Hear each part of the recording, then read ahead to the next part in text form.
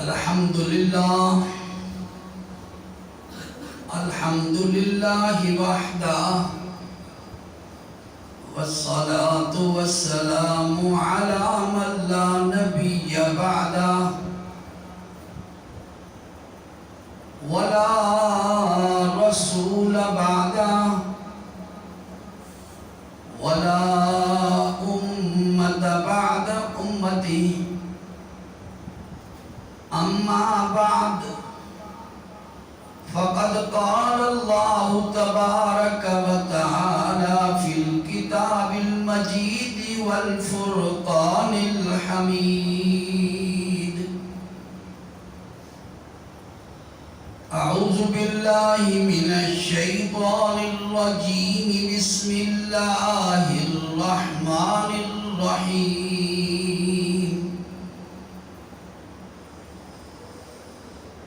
إن الله اشترى من المؤمنين أنفسهم وأموالهم بأن لهم الجنة يقاتلون في سبيل الله فيقتلون ويقتلون وعدا عليه حقا في التوراة والإنجيل والقرآن آمنت بالله صدق الله العظيم وصدق رسوله النبي الكريم درود پڑھ اللهم صل على محمد وعلى آل محمد كما صليت على إبراهيم وعلى آل إبراهيم إنك حميد مجيد اللهم بارك على محمد وعلى آل محمد كما باركت على إبراهيم وعلى آل إبراهيم إنك حميد مجيد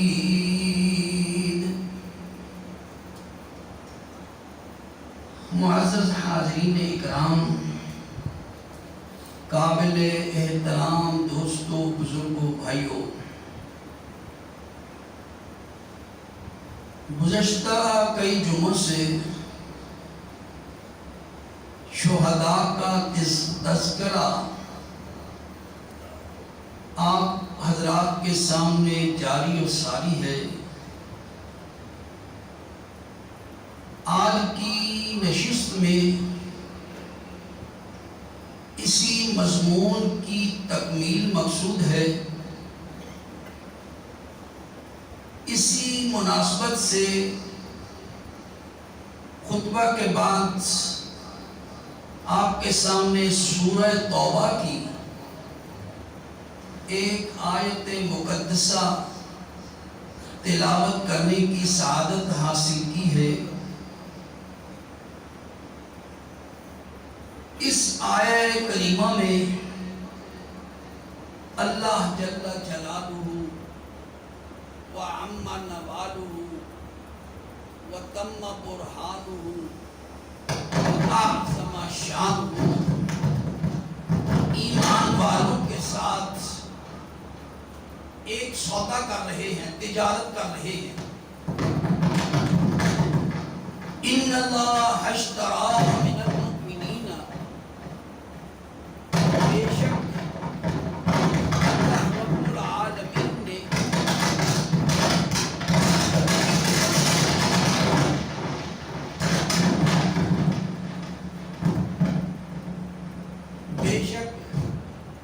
رب العالمین نے خرید لیا ہے، سودا کر لیا ہے ایمان والوں کے ساتھ، ان کی جانوں کا اور ان کے مالوں کا۔ ان اللہ اشتری من المؤمنین انفسهم واموالهم بان لهم الجنہ، کہ اللہ نے خرید لیا ہے مومنوں سے ان کی جانوں کو اور ان کے مالوں کو، اور اس کے بدلہ اللہ رب العالمین فرماتے ہیں کہ کہ میں اس کی قیمت انہیں جنت کی صورت میں ادا کروں گا۔ جنت کیا ہے؟ جنت کی نعمتیں کیا ہیں؟ یہ گزشتہ جمعہ کافی تفصیل کے ساتھ آپ سماعت فرما چکے ہیں۔ آج کی نشست میں چونکہ اس مضمون کی تکمیل مقصود ہے، اس لیے ان کے اعادے کی ضرورت محسوس نہیں کرتا۔ جذبہ جہاد اور شوق جہاد، اسلام اپنے ماننے والوں میں یہ اسپرٹ، یہ جذبہ پیدا کرتا ہے، اور کسی قوم میں یہ جذبہ نہیں ہے۔ قرآن حکیم میں اللہ رب العالمین فرماتے ہیں وَلَا تَقُولُوا لِمَنْ يُقْتَلُ فِي سَبِيلِ اللَّهِ أَمْوَاتٌ بَلْ أَحْيَاءٌ وَلَكِنْ لَا تَشْعُرُونَ، کہ جو میرے راستے میں لڑتے ہوئے مارے جائیں انہیں مردہ نہ کہو، وہ تو زندہ ہیں۔ وَلَكِنْ لَا تَشْعُرُونَ، تمہیں ان کی زندگیوں کا شعور نہیں ہے۔ بلکہ دوسری جگہ فرمایا بل احیاء عند ربهم یرزقون، ان کو اللہ رب العالمین رزق بھی دیتے ہیں۔ اس کی تفصیلات کیا ہے، اس میں جان پھر بڑا وقت لگ جائے۔ یہی جذبہ قرآن حکیم اپنے ماننے والوں میں پیدا کرتا ہے۔ نبی کریم صلی اللہ علیہ وآلہ وسلم نے اپنے صحابہ اکرام رضوان اللہ تعالی علیہم اجمعین کی یہی تربیت کی، یہی ان کی ذہن سازی کی۔ اس کا نتیجہ کیا ہوتا ہے کہ ایک جہاد کا موقع ہے، ایک عورت جس کا خامد شہید ہو چکا، جس کا بھائی شہید ہو چکا، اب اس کے پاس کوئی جوان نہیں ہے۔ نبی کی تعلیم سازی کا اثر دیکھو، نبی کی تربیت سازی کی اثر انگیزی دیکھو، کہ وہ اپنا چھوٹا بچہ، چھاتی سے لگا بچہ نبی صلی اللہ علیہ وسلم کی خدمت میں لا کر پیش کرتی کہ آپ جہاد پر جا رہے ہیں، احد غالباً ہے یعنی بدر، کہ آپ یہ بچہ میرا ساتھ لے جائیں۔ نبی صلی اللہ علیہ وسلم فرماتے ہیں یہ بچہ تو ہمارے لیے مشکلات پیدا کرے گا، ہم اس بچے کو کیا کریں گے، یہ ہمارے جہاد میں لڑائی میں کس کام آئے گا۔ تو وہ عورت روتے ہوئے کہتی ہے یا رسول اللہ صلی اللہ علیہ وسلم، یہ میرا چھاتی سے لگا بچہ، یہ میرا دودھ پیتا بچہ آپ اس مجاہد کے ہاتھ میں دے دیں جس کے پاس ڈھال نہ ہو۔ ڈھال کہتے ہیں وہ جو جب نیزہ آئے یا تلوار چلے یا تیر لگے تو وہ جو آگے مجاہد روکتا ہے، جو روک بنتی ہے اسے ڈھال بولتے ہیں، کہ جس مجاہد کے پاس وہ ڈھال نہ ہو اس کے ہاتھ میں میرا بچہ دے، کہ دشمن تلوار کا وار کرے، میرے بچے کے دو ٹکڑے ہو جائیں، مجاہد بچہ، تیروں کی بارش ہو، میرے بچے کا جسم چھنی ہو جائے، آپ کا مجاہد بچہ، نیزہ آئے میرے بچے کے آر پار ہو جائے، آپ کا مجاہد بچہ۔ یہ جذبہ، یہ شوق اور یہ ولولہ صرف اسلام پیدا کرتا ہے۔ یہ اللہ کے نبی صلی اللہ علیہ وآلہ وسلم کی تعلیم ساز، اور پھر ہم نے زندگی میں جیسے گزشتہ جمعہ میں عرض کر رہا تھا 1965 میں یہ جذبہ کار فرما تھا۔ ہم نے دیکھا ہے کہ اس وقت جو تھے ہمارے حکمران صدر ایوب خان، ان کو قرآن حکیم کی آیت دی گئی، تقریب کی ریڈیو پر کہ آپ یہ آیت پڑھے کم من فئۃ قلیلۃ غلبت فئۃ کثیرۃ باذن اللہ، لیکن وہ نہیں پڑھ سکا۔ تو ان سے کہا گیا کہ رسول اللہ. بڑے بوڑھے آپ میں بیٹھے ہیں، آپ ان سے پوچھ سکتے ہیں. اس نے جب قوم سے خطاب کیا ریڈیو پر تو اس نے کہا مسلمان نوجوانوں، تمہارے کلمے لا الہ الا اللہ محمد الرسول اللہ پر حملہ کیا گیا. ہم اس وقت چھوٹے تھے لیکن ہمیں کچھ یاد ہے، بڑوں سے سنا ہے کہ پھر ہمارے یہاں لاہور کے نوجوان لاٹھیاں، ہاکیاں اور ڈنڈے لے کر بارڈر کی طرف بھاگ پڑے تھے کہ ہم دشمن کو زندہ نہیں چھوڑیں گے. جس عورت کا بچہ شہید ہوتا تھا اس کو اطلاع ملتی تھی تو وہ کہتی تھی مجھے مبارک دو، میں مبارکباد کی مستحق ہوں کہ میرا بیٹا شہید ہوا ہے، کل کو مجھے شہید کی ماں کے نام سے بلایا جائے گا. جب یہ دیکھا تو تاریخ میں ایک واقعہ یاد آیا کہ ایران کی جنگ قادسیہ میں حضرت خنسہ رضی اللہ تعالی عنہ صحابیہ 4 جوان بیٹوں کو لے کر نکلتی ہے، 4 جوان بیٹوں کو جہاد جنگ قادسیہ ایران میں، اور ان سے کہتی ہیں دیکھو بچو، میں نے تمہیں حلال کا جنا ہے، تم حرامی نہیں ہو، حلالی ہو، میں نیک عورت ہوں. میں نے تمہیں بے وضو کے دودھ نہیں پلایا. اب تم جہاد پہ جا رہے ہو، اگر تم شہید ہو گئے تو میں تمہارے جسم چیک کروں گی. تلوار کا، نیزے کا وار تمہاری کمر پر نہیں، تمہارے سینے پر ہونا چاہیے. چاروں کے چاروں بیٹے حضرت خنسہ رضی اللہ تعالی عنہ کے جنگ قادسیہ میں شہید ہوئے، اور نشان سب کے سینوں پر تھے، کسی کی کمر پہ نہیں تھا. یہ جذبہ ہے جس سے ختم کیا جا رہا ہے، جس سے مٹایا جا رہا ہے. حضرت حسین رضی اللہ تعالیٰ عنہ کا واقعہ آپ نے سماعت فرمایا. کربلا کے میدان میں جب مارکا شروع ہوا تو بچہ نوجوان وہب ابن کلب ماں کے ساتھ جا رہا ہے. ماں نے کہا بیٹا دیکھو یہ کیا ہو گیا ہے. اس نے کہا حسینی لشکر پر یزیدیوں نے حملہ کر دیا ہے. ماں نے کہا تو یہ دیکھ کر واپس چلا آیا کہ نواسہ رسول پر حملہ ہے، انہیں شہید کیا جا رہا ہے، اور تو دیکھ کر. اس نے کہا نہیں، میں آپ سے اجازت لینے آیا. ماں نے کہا بیٹا جا، اہل بیت پر میں اور میری جان قربان ہے. بیٹے کو جہاد میں بھیجا، خود جھولی اٹھا کر دعا کرنے لگی، کیا کہ اللہ میرا بیٹا خیر خیریت سے واپس آیا ہے؟ نہیں، یا اللہ میرے بیٹے کی اس قربانی کو قبول فرما.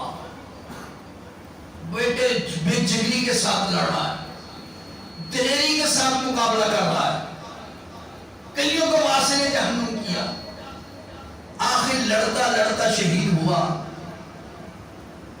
ایک یزیدی جو دیکھ رہا تھا اس نے سر کاٹا اور اٹھا کر ماں کی گود میں پھینک دیا. وہ جو جھولی اس نے اٹھائی دعا کر رہی تھی، سر آ کر اس میں گرا.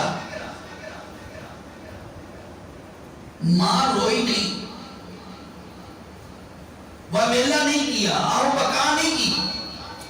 اس نے کہا میں کیوں رو، میں نے تو قرآن پڑھ رکھا ہے وَلَا تَقُولُوا لِمَنْ يُقْتَلُ فِي سَبِيلِ اللَّهِ أَمْوَاتٌ. روئیں تو وہ جو قائل ہوں اموات شہیدوں کے، ہم زندہ جاوید کا ماتم نہیں کرتے. ماں نے اس سر کو چوما نہیں، اسے سینے سے نہیں لگایا، اس کو بوسہ نہیں دیا، بالوں سے پکڑا اور میدان میں دوبارہ پھینک دیا اور یہ کہا کہ ہم اللہ کے راستے میں دینے کے بعد واپس نہیں لیا کریں. یہ قرآن اور نبی صلی اللہ علیہ وسلم کی تربیت سازی کا اثر تھا. پھر کیا، میں کئی بار تو آپ سوال فرما چکے ہیں، مسلمان تعداد میں کبھی بھی زیادہ نہیں رہا. مسلمان ہمیشہ تعداد میں کم رہا ہے، لیکن جب بھی طاقت کا اور صداقت کا مقابلہ ہوا ہے، اللہ رب العالمین نے ہمیشہ فتح صداقت کو دی ہے، طاقت کو نہیں دی. کم من فئۃ قلیلۃ غلبت فئۃ کثیرۃ باذن اللہ. اللہ فرماتے ہیں بڑے چھوٹے چھوٹے لشکر بڑے بڑے لشکروں پر فتح یاب ہو گئے. ان ینصرکم اللہ، اللہ فرماتے ہیں ان ینصرکم اللہ فلا غالب لکم، تم میرے ہو جاؤ، مجھ سے مدد طلب کرو، تمہیں دنیا کی کوئی طاقت شکست نہیں دے سکتی. ان ینصرکم اللہ فلا غالب لکم، غالب تم ہی رہو گے. اور پھر آگے بھی سنو، وَإِن يَخْذُلْكُمْ فَمَنْ ذَا الَّذِي يَنْصُرُكُمْ مِنْ بَعْدِي. فرمایا اگر تم نے مجھے چھوڑ دیا تو پھر میں دیکھوں گا تم دنیا میں کیسے فتح یاب ہوتے، تم دنیا میں ذلیل و رسوا ہو جاؤ گے. وہ معزز تھے زمانے میں مسلمان ہو کر، ہم ذلیل و خوار ہوئے تارک قرآن ہو کر. ہم نے قرآن بھلا دی، ہم نے اسراف سے جو میراث پائی تھی، سریا سے زمین پر آسمان نے ہم کو دے مارا. ہم برباد، ناکام، ذلیل و رسوا اس لیے ہو گئے کہ ہم نے قرآن کو چھوڑ دیا، قرآن کے ساتھ ناطہ توڑ دیا. مسلمان نہیں تو پہلے صحابہ کرام، اور پھر دیکھیں اللہ رب العالمین اپنے رستے میں شہید ہونے والوں کے جسموں کی بھی حفاظت فرماتا ہے. موت تو آنی ہی ہے، موت سے تو مفر نہیں، نہ جانے کس گلی میں زندگی کی شام ہو جائے، مرنا تو ہے. کوئی کینسر سے مرے گا، کوئی ایکسیڈنٹ میں مر جائے گا، کوئی کورونا سے مر جائے گا، کوئی ڈینگی، موت تو آنی ہی آنی ہے. تو کیوں نہ اللہ سے شہادت کی موت مانگی جائے، جس کے لیے اللہ رب العالمین فرماتے ہیں کہ شہید، میں نے گزشتہ جمعہ بھی غالباً عرض کیا تھا کہ شہید کی جب تک اللہ رب العالمین اسے اپنا دیدار نہ کروا دے اس دنیا میں، اس کی روح نہیں نکلتی. اللہ کے راستے میں لڑیے. میرے پاس بیٹھے ہیں ہمارے مجاہد ہیں، چودھری امان اللہ صاحب، انہوں نے تو جنگیں لڑی ہیں. چمنڈا کے مقام پر دنیا کی سب سے بڑی جنگ لڑی گئی ہے. 600 ٹینک، 550-600 دنیا کی آج تک سب سے بڑی جنگ آپ کے یہ چمنڈا میں، سیالکوٹ کے محاذ پر. اس نے کہا تیس نیس کر دو، ختم کر دو. یار وہ کیا جذبہ تھا، وہ نوجوانوں کے اندر کیا بڑا تھا جو اپنی چھاتیوں پر بم باندھ کر ان ٹینکوں کے نیچے جا لیتے تھے. ان کو وہ جو فتح کا خواب لے کر آئے تھے، انہیں بھاگنے پر آج بھی وہاں پر ٹینکوں کا قبرستان موجود ہے. ٹینک کے نیچے ویسے لے جایا جاتا ہے بم باندھ کر. اللہ، وہ میں نے جس کا جمعہ غالباً عرض کیا تھا کہ حضرت یوسف علیہ السلام، سورہ یوسف، زلیخا نے حضرت یوسف، زلیخا نے کو عورتوں نے کہا کہ تو ایک غلام پر فریفتہ ہو گئی ہے، غلام کو دل دے بیٹھی ہے. زلیخا نے کہا تم نے میرے یوسف کو دیکھا ہی نہیں ہے.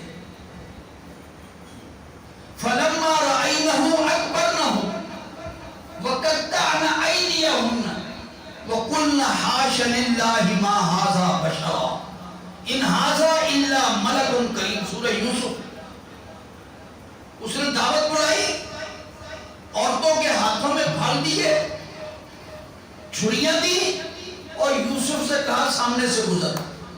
اور یوسف کون ہے؟ جس کے لیے اللہ کے نبی نے معراج کی حدیث میں فرمایا کہ چوتھے آسمان پر میری ملاقات اس یوسف کے ساتھ ہوئی جسے اللہ نے کائنات کا آدھا حسن دے رکھا تھا، کہ حسن کے دو حصے کیے، ایک حصہ ساری کائنات میں تقسیم کر دیا اور ایک حصہ صرف یوسف کو دیا۔ اس کے حسن کا، اس کی خوبصورتی کا کون اندازہ لگا سکتا ہے؟ ہاں، فیصل آباد میں جلسہ تھا، ایک وائل نے حسن یوسف بیان کیا، لمبی تقریر کی، حضرت حسن یوسف کے حسن کو بیان کیا۔ آخر میں باری تھی حضرت عطا اللہ شاہ صاحب بخاری رحمۃ اللہ علیہ، ایشیا کا سب سے بڑا خطیب ہے، آج تک اس جیسا ماں نے پھر دوسرے جنم نہیں دیا۔ عطا اللہ شاہ صاحب اسٹیج پر آئے،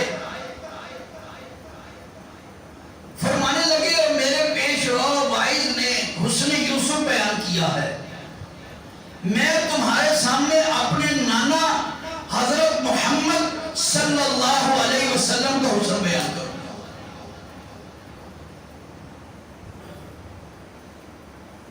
یوسف کے حسن کو دیکھ کر مصر کی عورتوں نے اپنے ہاتھ کاٹ لیے اور ادھر آؤ میں تمہیں مدینہ لے چلوں، جہاں میرے نانا حضرت محمد رسول اللہ صلی اللہ علیہ وسلم کو دیکھ کر عرب کے مردوں نے اپنی گردنیں کٹوا دی۔ نازاں ہے جس پہ حسن وہ حسن رسول ہے، یہ کہکشاں تو آپ کے قدموں کی دھول ہے، اے کاروان شوق یہاں سر کے بل چلو، طیبہ کے راستے کا ہر کانٹا بھی بھول ہے۔ حضرت محمد صلی اللہ علیہ وسلم کے حسن کا کیا کہنا؟ تو عرض یہ کر رہا تھا کہ زلیخا نے کہا تم نے میرے حسن کو، یوسف کو دیکھا نہیں ہے۔ جب انہوں نے حسن یوسفی کو دیکھا، بجائے پھل کاٹنے کے اپنے ہاتھوں کو کاٹ لیا، اور قرآن کہتا ہے انہیں پتہ بھی نہ چلا، چھری چل گئی، چاقو چل گیا، ہاتھ کٹ گیا، زخم لگا، خون نکل آیا، انہیں پتہ بھی نہ چلا۔ وہ حسن یوسف میں ایسی ماد ہوئی، تو جب خالق یوسف، جب مالک یوسف، جب حسن کو پیدا کرنے والا اللہ فرماتا ہے کہ شہید کی روح اس وقت تک نہیں نکلتی جب تک وہ ان آنکھوں کے ساتھ دنیا میں میرا دیدار نہ کر دے، پھر تکلیف کیسی ہے؟ پھر چاہے توپ کا گولا لگ جائے، پھر چاہے اوپر سے ٹین گزر جائے، یا تلوار کے ساتھ جسم دو ٹکڑے ہو جائے، جب خالق حسن سامنے ہے، جب خالق یوسف سامنے ہے، پھر تکلیف کیسی ہے؟ اللہ رب العالمین فرماتے ہیں جو میرے راستے میں مارا گیا، شہید ہو گیا، خبردار اسے مردہ نہ کہنا، وہ مرا نہیں ہے۔ وَلَا تَقُولُوا، سورہ بقرہ، وَلَا تَقُولُوا لِمَنْ يُقْتَلُ فِي سَبِيلِ اللَّهِ أَمْوَاتٌ۔ اللہ رب العالمین شہداء کے جسموں کی بھی حفاظت فرماتے ہیں۔ یہاں تو آپ مہینے کے بعد جا کر قبر کھودیں، کئیوں کی کھودنی پڑتی ہے، پوسٹ مارٹم ہے، کیس ہے، یہ کھڑا قبر پہ کھڑا نہیں ہو جاتا، تیسرے چوتھے دن پیٹ پھٹ جاتا ہے، آنکھیں نکل آتی ہیں، مردہ برباد تباہ کیڑوں کی برمار ہو جاتی، اور شہید کے جسم کی بھی حفاظت ہے۔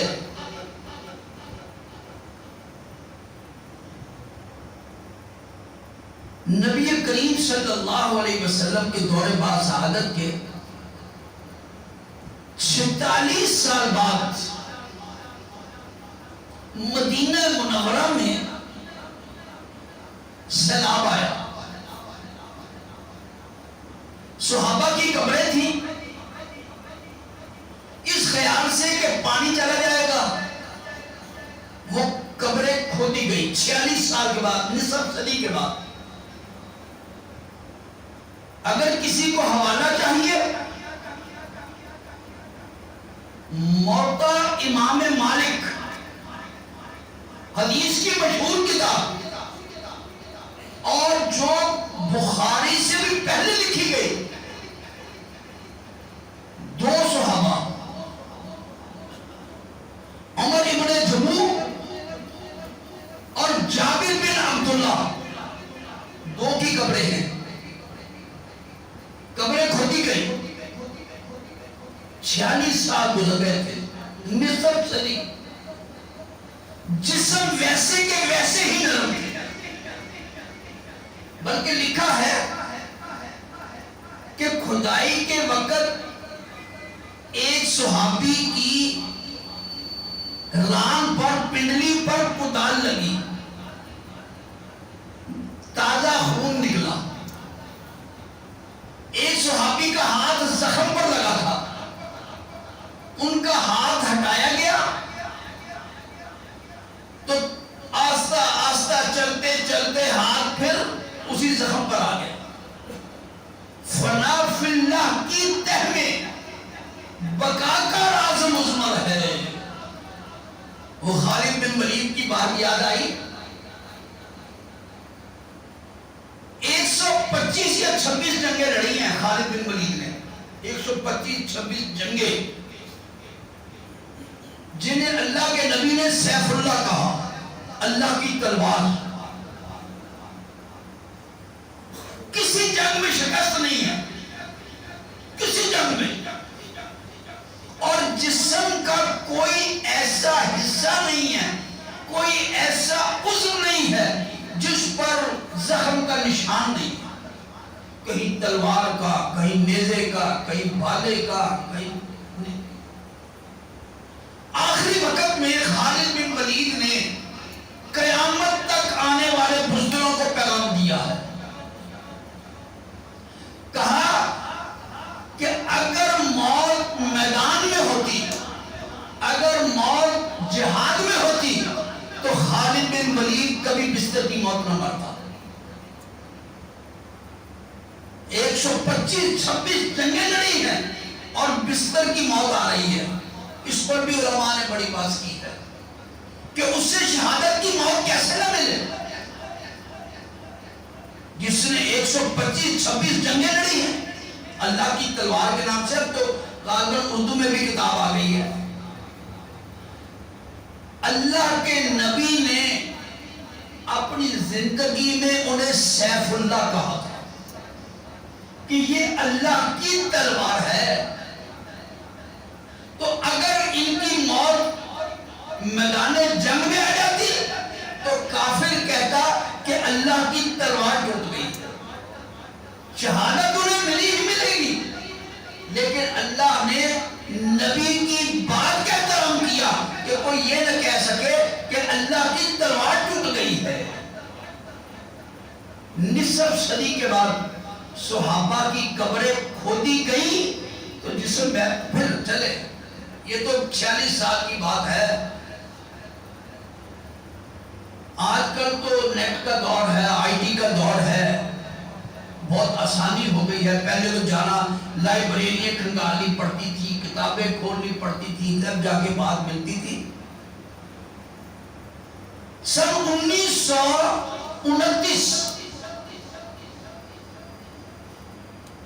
1929 یہ عراق دریائے دجلہ کا کنارہ، 2 صحابہ کی قبریں ہیں، حذیفہ بن یمان اور عبداللہ بن جابر۔ بادشاہ کو خواب آ رہے ہیں کہ ہماری قبروں میں پانی آ گیا، ہمیں نکالا جائے۔ بادشاہ نے کہا دریا اور قبروں کے درمیان جگہ کھود کر دیکھو، اگر وہاں نمی ہے، سیم ہے، پانی ہے تو کھودو، نہیں تو رہنے دو۔ کھودا گیا لیکن جگہ خشک تھی، بادشاہ نے کہا نہیں ویسے وہم ہے، چھوڑ دی۔ پھر خواب آ رہا ہے، پھر خواب آ رہا ہے، روایائے صادقہ ہے۔ بادشاہ نے حکم دیا کہ قبریں کھودی جائیں۔ وہ تو 46 سال کے بعد تھا نا، یہ 13.5 صدی کے بعد صدق اخبار چھپا ہے لکھنؤ میں، اس میں ہیڈ لائن لگی ہے قبریں کھودی گئی۔ 13.5 صدی کے بعد صحابہ کی کفن بھی میلے نہیں ہوئے تھے، کستوری اور عنبر کی خوشبو مہکی، دنیا سے لوگ اکٹھے ہوئے کہ صحابہ کی قبریں کھودی جا رہی ہیں۔ لکھا ہے کہ اس میں ایک انگریز ڈاکٹر تھا، آئی اسپیشلسٹ تھا۔ اس نے کہا کہ مجھے ان کی آنکھیں چیک کرنے کی اجازت دی جائے، ان کی آنکھیں دیکھنے کی اجازت دی جائے۔ کہا ٹھیک ہے دیکھ لو۔ اور آپ جانتے ہیں کہ جب کوئی مرتا ہے تو ڈاکٹر جو ہے سب سے پہلے اس کی آنکھ کھول کے دیکھتا ہے کہ آنکھ میں